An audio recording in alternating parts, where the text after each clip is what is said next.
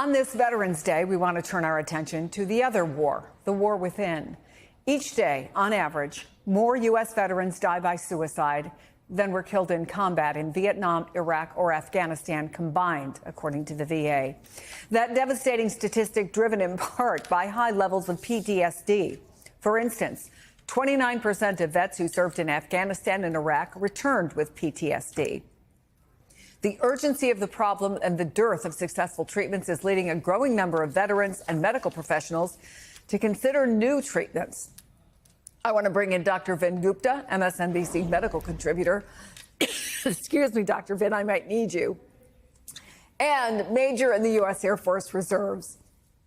Tell us about these new treatments. You bet, Chris. Good afternoon. Good to see you. There's a very promising body of work that we're now beginning to understand.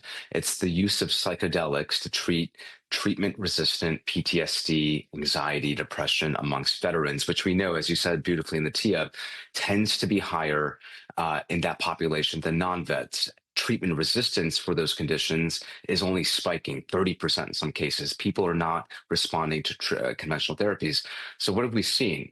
In California, Governor Newsom just 2 weeks ago signed Assembly Bill 1103, which is removing red tape, allowing studies to be done so that we can really fast track research to get these treatment options, which I find very promising. I know many do in the medical community, to really address treatment-resistant PTSD, anxiety, depression amongst the veteran population. Are classified as Schedule 1, which are drugs that have a high risk of abuse, no accepted medical use. So what does it mean that the government would allow this kind of research?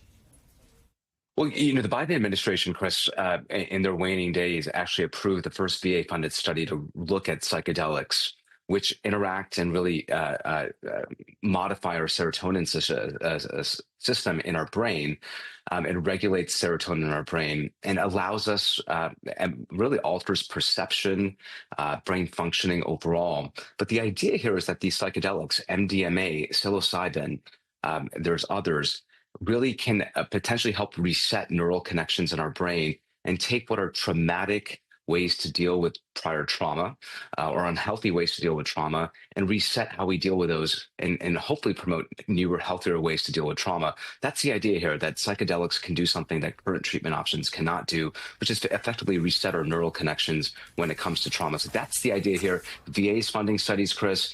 California now under Governor Newsom is really trying to fast track this research, was a very positive development. Are there any particular studies you're watching closely? Well, there was a big study, Chris, out of Stanford that looked at special forces, 30 individuals in the special forces, published in Nature, one of the leading journals in all of medicine. And what it found was it was pretty significant. 88% reduction in PTSD symptoms, 81% reduction in anxiety symptoms.